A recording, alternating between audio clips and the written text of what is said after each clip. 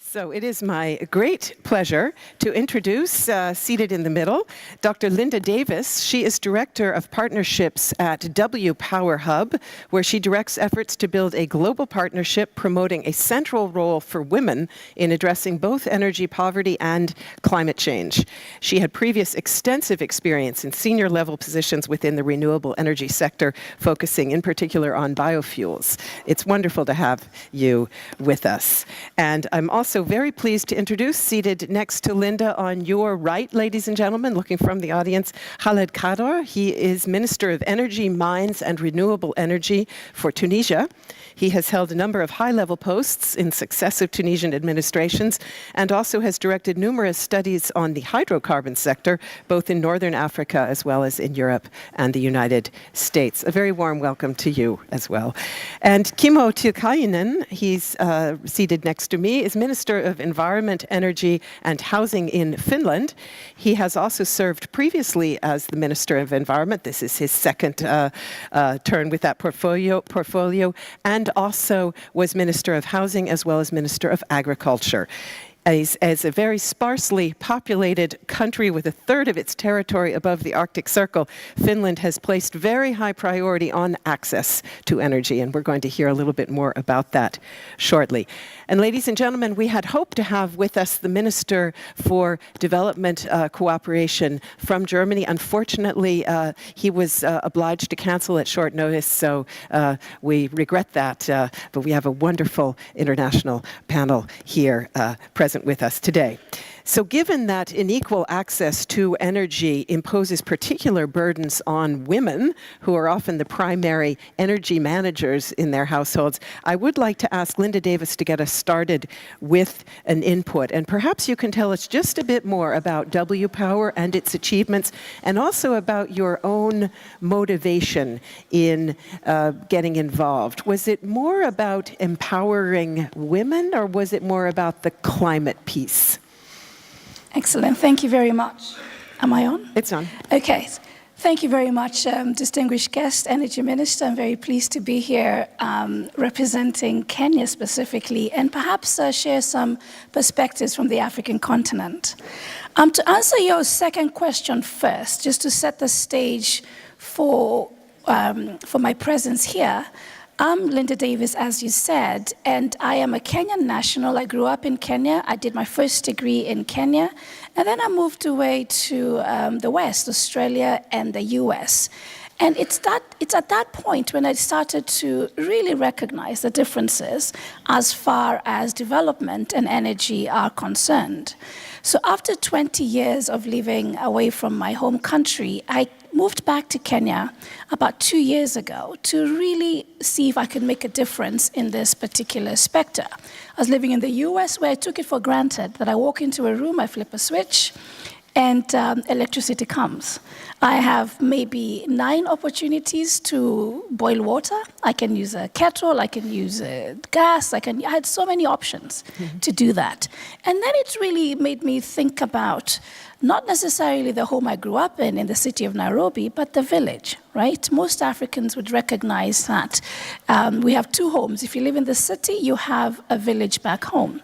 And my village, I remember distinctly, was exactly not the experience that I had, right? And I began to understand that this problem is very prevalent. And not just prevalent from a statistical standpoint, prevalent because 90% of my own family had these kinds of lack of electricity. So I moved back to Kenya to see if, indeed, I can participate in solving this large problem. Which brings me to my current position, the W Power Hub. W Power stands for the Partnership on Women's Entrepreneurship in Renewables. It is an initiative of the United States State Department, the DOS. Under the leadership of Secretary Clinton, we were put together in 2013 because she recognized that this problem has to get attention from the highest levels. But she also recognized the following, that women are not just victims of this issue.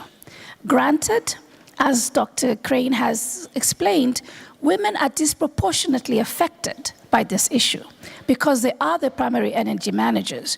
What exactly does that mean? In most of our sub-Saharan countries and Southeast Asia, the woman is responsible for putting a hot meal on the table every single day, or maybe 2 meals on the table every single day. What does that mean? That means that 2 or 3 times a week, she has to travel, maybe an average of 5 to 7 kilometers, into the forest, carry 52 kilograms of firewood back to the home, and then spend an hour lighting this firewood or charcoal, and then that same fumes ends up killing her due to complications of indoor house pollution. And the statistics show, and I'm sure you've heard this yesterday, that indoor house pollution kills more people than AIDS, tuberculosis, and malaria combined. The WHO says that number is about 4 million people. And I can tell you, women and children are overrepresented in that number because they are the primary cookers. They are the ones that cook the meals in the house. They're the ones that spend the most time in the kitchen. Another statistic that I heard when I was living in the United States that said I need to come back home is that an hour of cooking in a smoky kitchen is equivalent to smoking 4 packets of cigarettes a day. Now, if you ask my grandmother, who cooked in this manner, that does she smoke 4 packets of cigarettes a day? She would say, you must be out of your mind. I wouldn't do 4 packets of cigarettes smoking a day. And yet every single day, this is her daily existence. So at W Power, what do? We promote the role of women across the value chain. A lot of our counterparts think of women and they think about sort of the consumer, retail, low value end. But what we are saying at W Power is women need to be represented all the way as policymakers, energy ministers, perhaps your boards and your assistants, high-level assistants. Perhaps women need to be represented there, right, to help enact policies.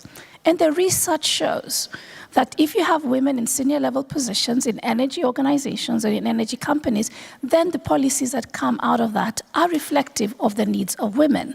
And in Africa, those needs are very peculiar and very, very specific. So we need more women across the value chain, all the way from the top. We need more women designers. We need more women designing solutions that are people-centered, right? The number of times where we have solutions for cooking or lighting that are not reflective of the woman, there are many, right? And so you find cook stoves, a clean cook stove that has been purchased at great expense, and after a while, you realize this is not solving my problem, and it's used as a door stopper or even a stool. Right? And these are not solutions that, these are problems that can be avoided, especially if we involve women across the value chain. And I can give more and more examples around where women are missing to detrimental effect, and that is why that number doesn't change. 1.2 billion people cannot cook or have lighting, right? So I just want to end with one quick provocation here. It's very exciting for me to be in the land of engineers. You know, Germany is known for its engineering prowess. So I guess my position is we need to see a market. You know, as smart people, as a smart nation of Germany, we need to see a market in the 1.2 billion people. We need to see a market in the 600,000 Africans who are dying every day because of cooking and lighting. We need to see a market. What do I mean by that? Back in the 90s, I'm sure you remember, the cell phone was for the elite, very, very expensive. And an organization, not German, Nokia, saw a market and thought to decost this particular piece of equipment, such that right now, over 80% of Kenyans have a cell phone. If you have 100,000 shillings, which is what, $1,000, you can have a phone. If you have 1,000 shillings, you can have a phone. The phone does exactly the same. It can tweet, the way we've been told to tweet. You can go on Facebook. You can do all these things. 1,000 shillings, which is what, $10, you can tweet. 1,000, you can tweet. So my point is this: how can we decost, you know, cook stoves, for instance? How do we get motivated? How do we get moved and say, look, not on my watch. I'm a smart engineer, I'm a smart country. let's get motivated to get those products at the price point that people in Africa can afford. So I'll leave it there, and perhaps we can discuss some more a bit later. Absolutely. I'm going to ask you to answer your own question in the next round, and tell us.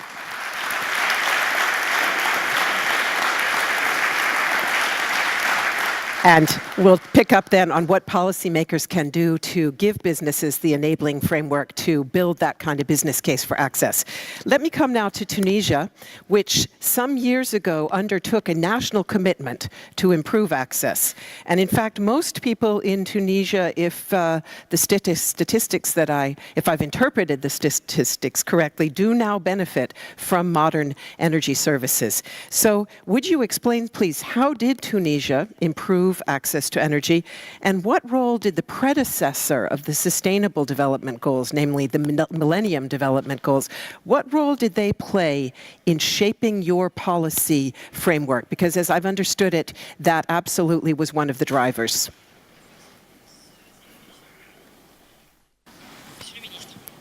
Thank you very much. I would like to speak French if it's possible. It's better for me. Tout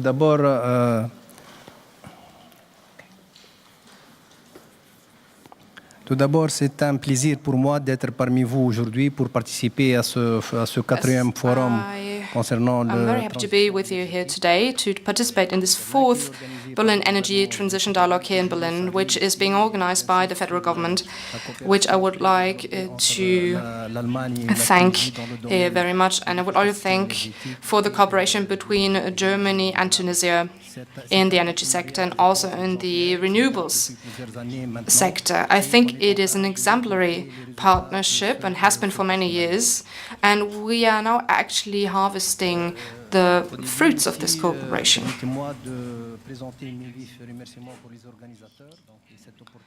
I would also like to thank the organizers for having the opportunity here to speak with you and to also share our experience from Tunisia in the area of renewables. Tunisia is a country south of the Mediterranean Sea, so it's not far from Europe. We have a common border with Europe, and we also have a privileged partnership with Europe.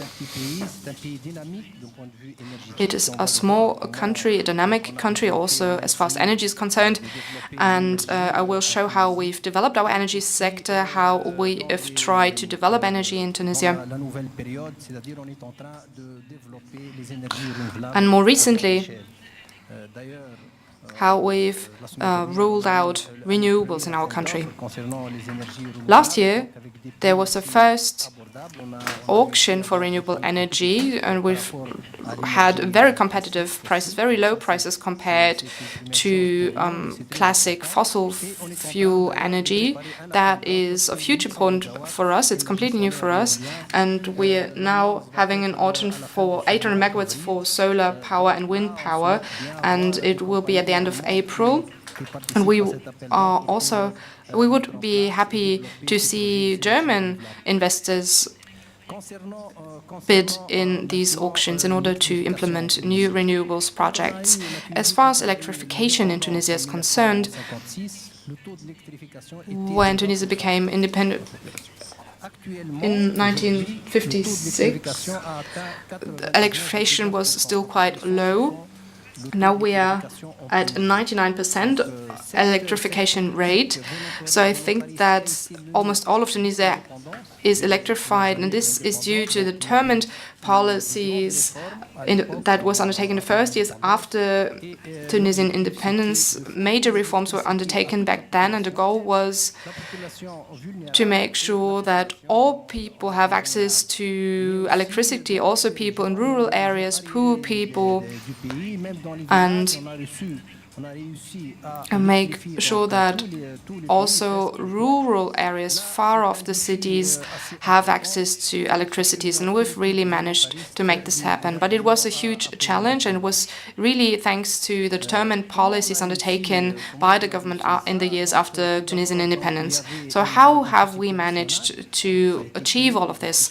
Well, first of all, there was a national energy supplier, a utility, electricity supplier. And so this company, it was tasked to really roll out electricity access to the whole country, across the country. And of course, tariffs were set in a way to make sure that also the poorer population could have access to electricity. This means that government actually paid for connecting people to the electricity grid. And citizens, of course, they pay for the electricity they use, but the connection was paid for by the government. So there were three groups of the population, so the poorer people who received a subsidized price to make sure that they could actually pay for the electricity they received, and the other two groups, that was the rest of the population, and that had a little bit of money to pay for the electricity they used. Electrification was of huge importance for Tunisia because it allowed us to also provide poorer parts of the population with access to education, also to improve the livelihoods of these groups, because they then were able to buy a refrigerator, a TV, everything that was necessary, and also a little bit of a luxury. And this was true for the whole of the population. Also, when it comes to family planning, this had always been a big project in Tunisia. Make sure that to restrict births by providing information, by making the population aware, and to inform households about this subject. In the past, we had the radio to do this. And of course, radios need electricity, and then we had TVs, and it was a huge effort that was undertaken, a huge transformation within society. And we believe that this has been very successful, a very successful development that started in the 60s. So this is maybe an overview of the Tunisian experience with electrification. Also between access to power and education, even in the broadest possible sense of the word. Let me come now to Finland and Minister Tiilikainen. And the World Energy Council's Sustainability Index ranks Finland in its top 10, not least for the achievements that you have made in improving access to electricity and clean energy in particular. Because of your northern location, per capita power consumption is quite high, and I think it would be very interesting to hear how Finland is tackling the challenge of the energy transition under its particular circumstances. Thank you, and thank you for the invitation to this panel. I'm very delighted to be here with you today. Actually, you mentioned that Finland is a very sparsely populated area and cold climate and so on. And before I come to today's and future's challenges, I want to look a couple of decades backwards. Namely, when I was born in little remote island on Lake Saimaa, one of our biggest lake in the countryside.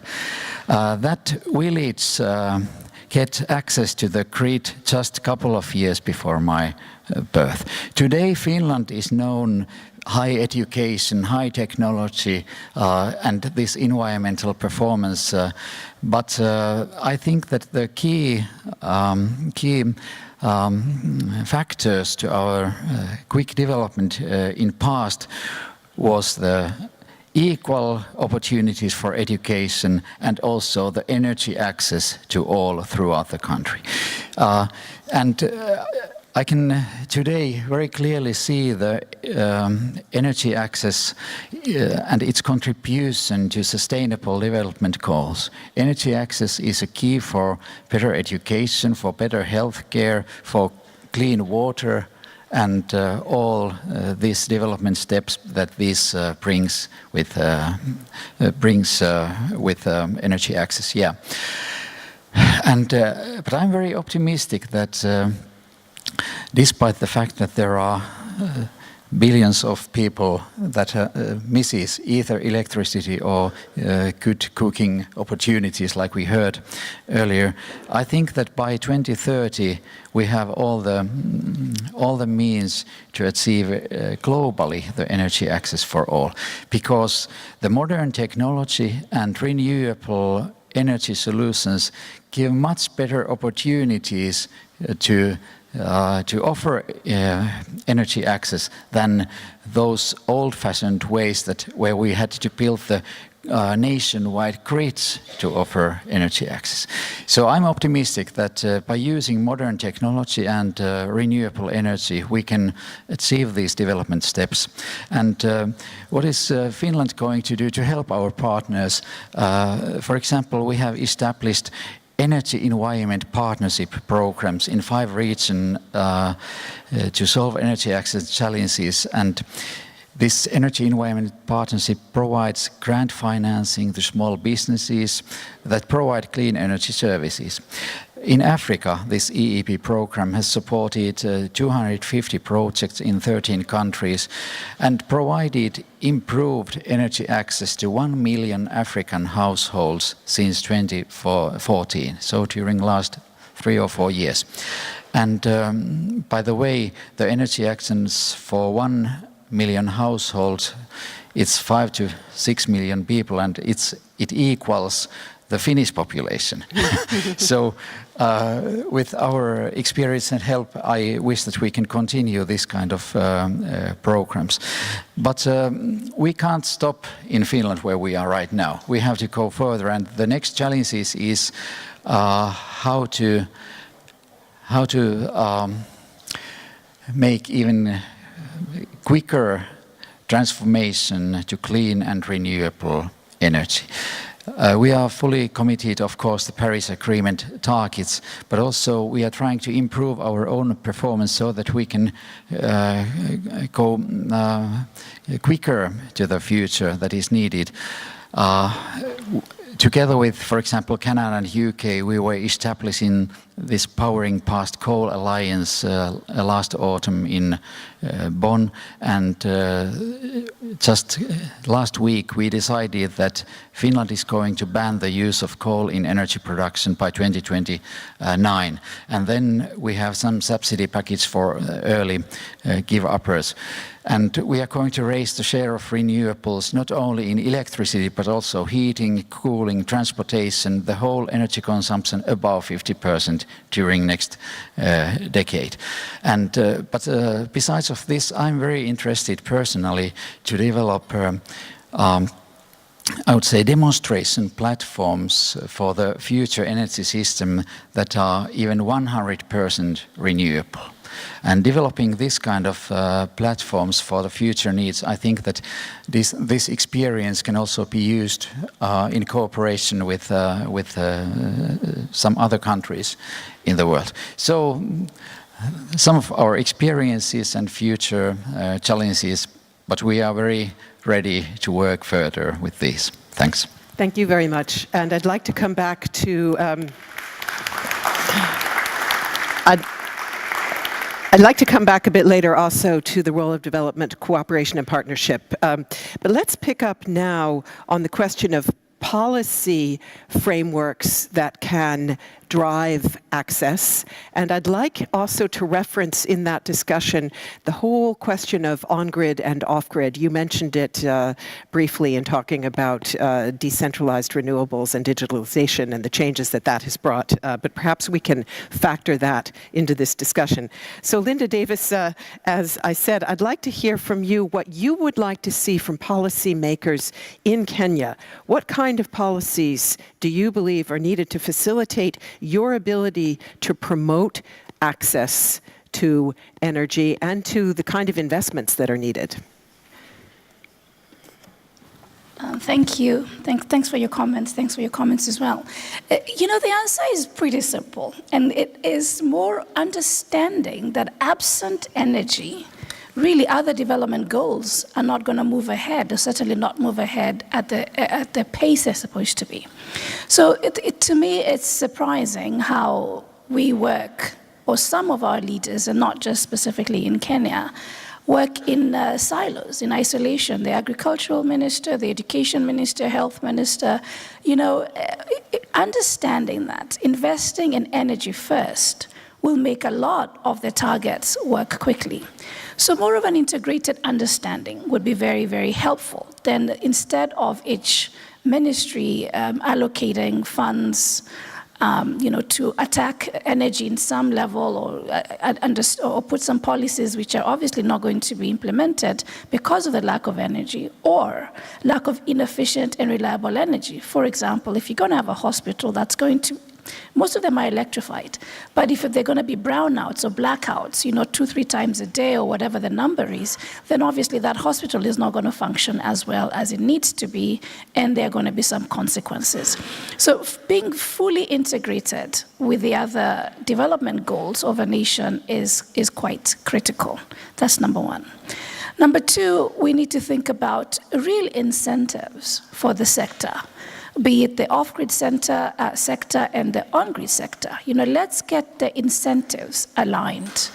Let's understand that if we're bringing an off-grid solution, what incentives can there be? The tax incentives, tax holidays, things like that. And not to look at off-grid solutions as competitors.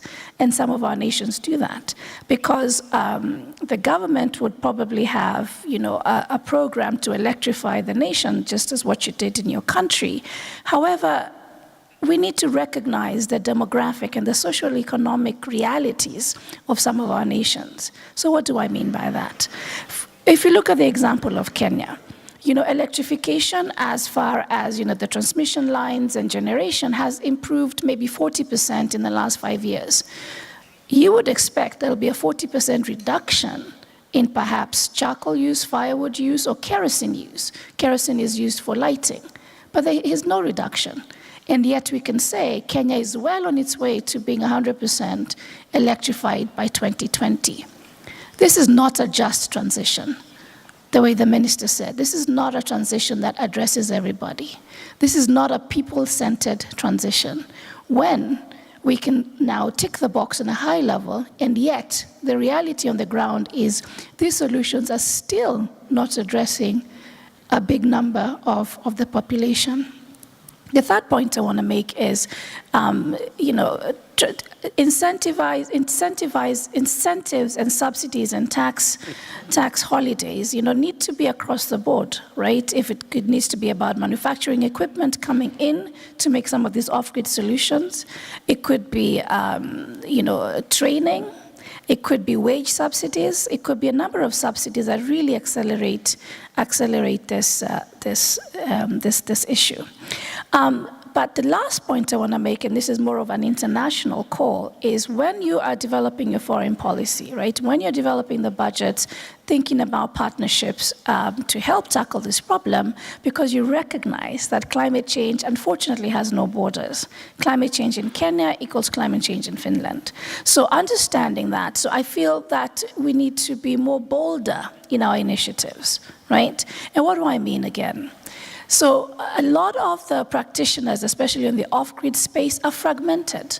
A lot of young and enterprising startups would come and, with some funding that they've raised from their home countries primarily, but they would be working in a very fragmented way. One person affecting 100,000 here on a big scale, another one affecting 500, 100, those kinds of things, right? That's all good. That's all good. But we need that solution. We need that Nokia solution that really makes this technology affordable for the masses. Thank you very much. Minister Kaddour, 2 questions to you. First of all, in terms of that on-grid, off-grid issue, how does your government, how does the policy framework in Tunisia see these 2 options? Do you in fact see off-grid as a competitor, or would you say they are complementary to each other? And secondly, your law on renewables. You did adopt a new law in 2015 that's aimed to boost private sector investment and regulation, liberalize regulation in order to facilitate production and access to renewables. some solar operators say that the government needs to further clarify the framework in order to really unlock investment. So if you would perhaps address those 2 points, on-grid, off-grid, and then the 2015 law and whether it's doing enough to create that kind of enabling framework. Effectivement, madame, c'est l'ordre du jour donc, de nos discussions en Tunisie, donc c'est ces choses-là. Donc, je termine tout d'abord. That's what we're discussing right now in Tunisia. So these really are very hot issues at the moment. Regarding the current reform of electrification. Now we've reached the 100% electrification of the country. Now we're going towards energy efficiency and renewables. And we have a whole program behind this. And in particular, we want to have more solar panels on buildings. And we already have them in 16,000 houses. We have solar panels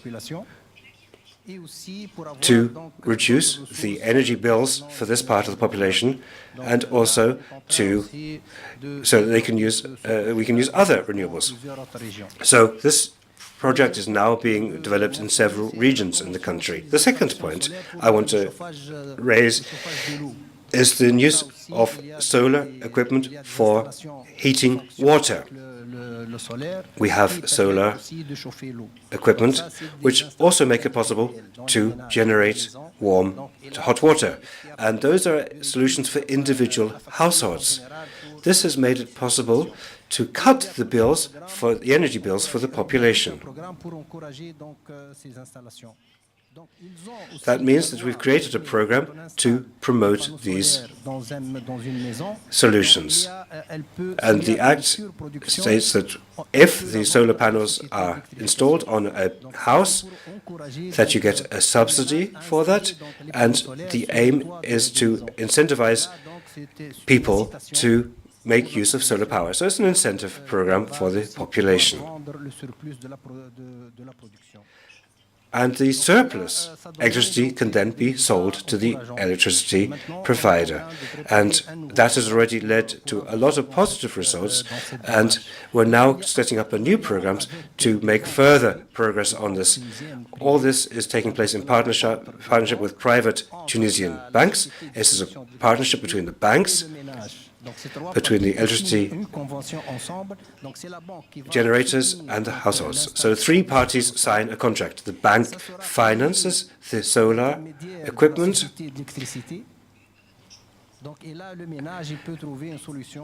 and then the electricity company is a mediator which makes this financing possible. So this is our financial solution for these projects. It's a very interesting solution to the financing, because it means that the households do not suddenly have to make a major investment in the solar equipment. Now, the 2015 Act, well,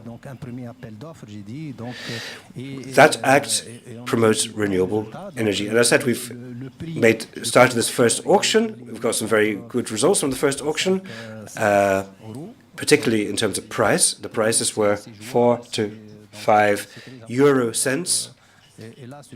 That is a good figure, and this is good news for us. Now we are setting up further programs together with the private sector, 800 megawatts, which is to be rolled out in the form of IPPs and together with the electricity generating company. So we're talking about 11,000 megawatts, which is to be rolled out in the coming weeks and months. With regard to money and the problem of the electricity costs, we've revised these. After the first auction, we had competitive prices, and we revised our electricity fees. And in the first half of the year, we have a new PPA, which will help Tunisians to invest in renewables. We're talking about 800 megawatts. 300 of this will be wind and 500 solar.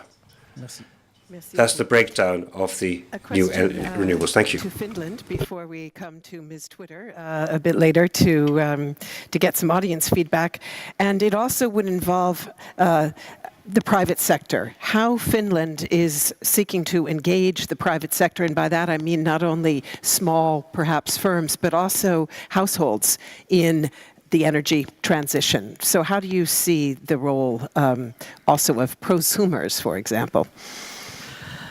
I think that, for example, in future electricity market in countries like Finland and in many other corners in EU, the role of consumers will be much more active than today. But we need also so-called integrator companies to make a group of consumers to operate at electricity market more efficient way. So that's one way that consumers can have more active role. But then consumers can also be producers.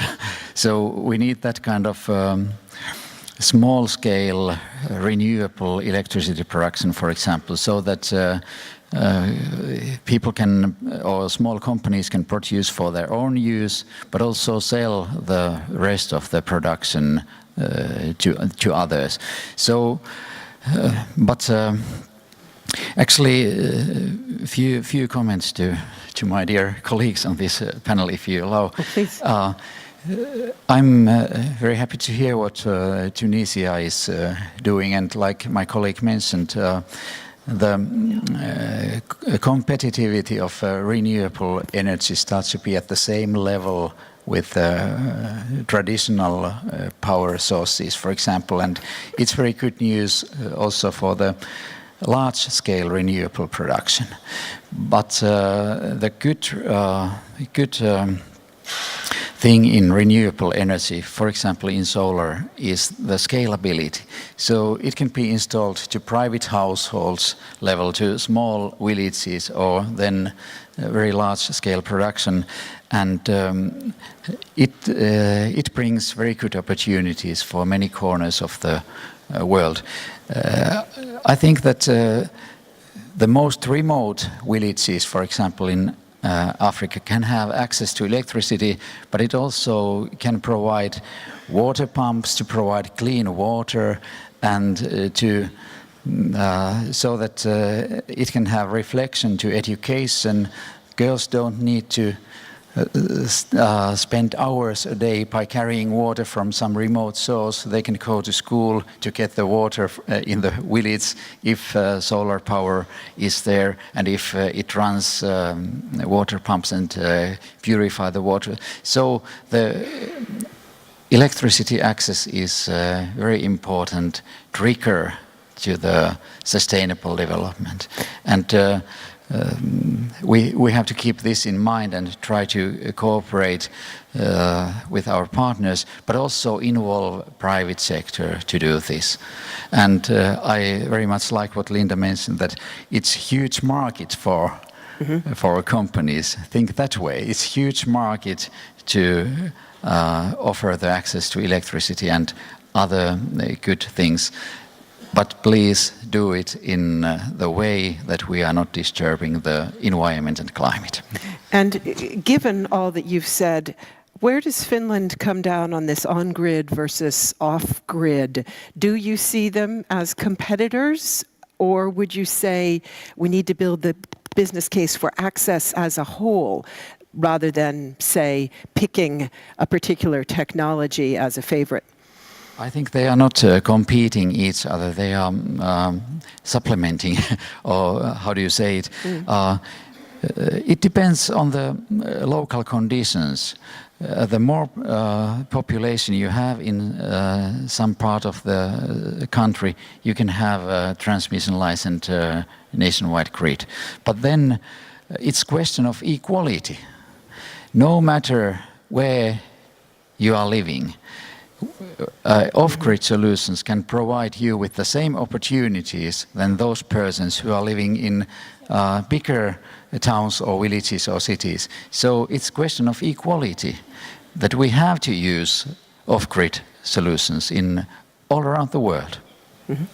Thank you very much. And we will come back in a moment to a final brief round on development cooperation. But let me first ask Janelle to rejoin us, whether you have some feedback perhaps to the panel and or on that question that you posed.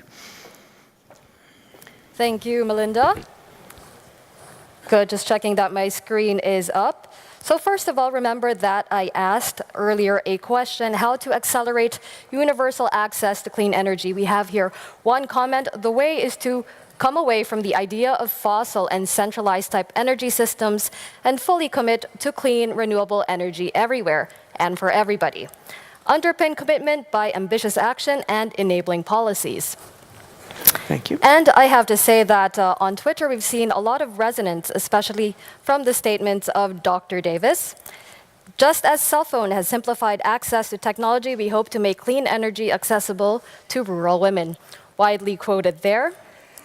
And there was quite a bit of shock at your statement that the use of unclean cook stoves equates to smoking 4 packs of cigarettes a day in women in sub-Saharan Africa. So this is a fact that many in our audience found surprising, and we definitely feel more educated about this now. Thank you. Thank you. Thanks very much. So just briefly, because we do need to be winding up our panel, I'm sorry to say, but just a word from all of you on how you think development cooperation can best support developing countries in boosting access and transforming their energy systems. So what would each of you say should be the absolute priorities for cooperation partners? And I'll start again with Linda, please.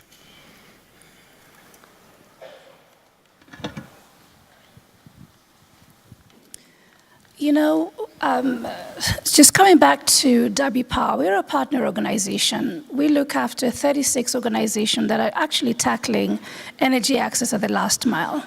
So if I'm to ask them, what is a priority? And the answer is not going to be surprising to anybody in this audience. It really is a question of funding. It's a question of funding and really prioritizing this particular market. And you know, putting our money where our mouth is, because we have been talking about the issue of lack of access for a long time. You know, I want to end with a dear story of a good friend of mine now, I believe. She's maybe 87, 90 years old. And when she found out that I'd moved to Kenya to, you know, help in some way or participate or do my part, you know, she said, oh dear, bless, very nice of you, very kind of you to go back. And she was one of the original founders of UNIFEM, which has now evolved to become UN Foundation in 1960. And the reason why she said, oh, that's very cute of you to do that, is because in 1960, the issue of energy access in sub-Saharan Africa and Southeast Asia was of utmost priority for UN UNIFEM, was of utmost priority to the UN Foundation. So she thought it quaint of me in 2016, I am there emphasizing this is an issue of utmost priority, we must deal with it. So my point is, let not another 70 years go, and the numbers are still the same, and we're still, this is of utmost priority, next Berlin energy transition, let us come back and say, look, the number has gone down. We have actually increased access to electricity in a just way, Not because you put a pole outside my house, I look at it, I need $150 to bring it to my house, and then after that, I cannot afford to buy this electricity sustainably. That is not a just transition. That's not a just transition.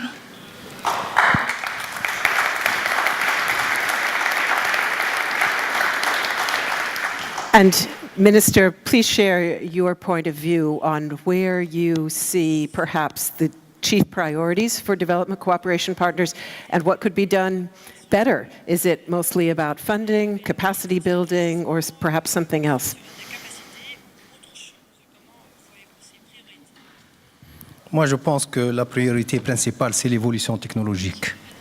Donc là, si, I believe that technological development is the biggest priority. In order to transform the energy supply, we really need performing technologies that are accessible to all at affordable prices.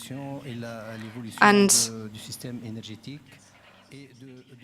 this will change how we supply energy and will help supply energy to the whole of the population.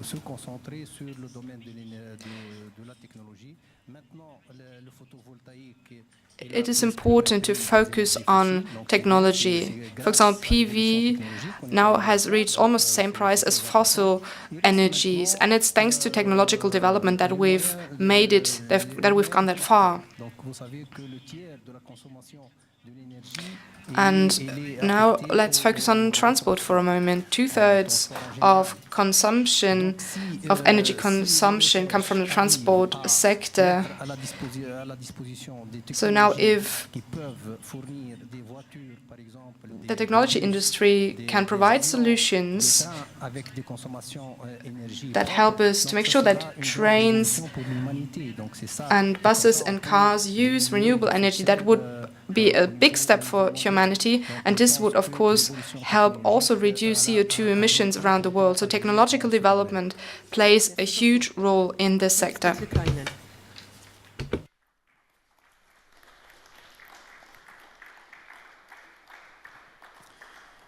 So I would like to mention two more items. One is the need for new technology business models. We have solutions, we have modern technology, but for the poor people in developing countries, the barrier can still be that it's too expensive to invest on new technology. So we should need business models that someone else is doing the investment and pay-as-you-go billing and mobile payment options should be offered to have that kind of services available. And then one other thing for policymakers around the world is that in very many countries, fossil fuels are still subsidized. Yeah. So that you offer cheap fossil fuel for your citizens, and instead of offering that, you should offer access to clean energy and electricity. So this kind of policy changes I would really like to see around the world. So that absolutely, thank you. So that absolutely goes to sharing of best practices and capacity building in terms of policies for the energy transition and how we can learn from one another, because of course subsidizing of fossil fuel sources doesn't occur only in developing countries, but in many countries around the world. Many thanks to all of you for this very, very interesting discussion. Let's give them a warm round of applause, ladies and gentlemen. Thank you.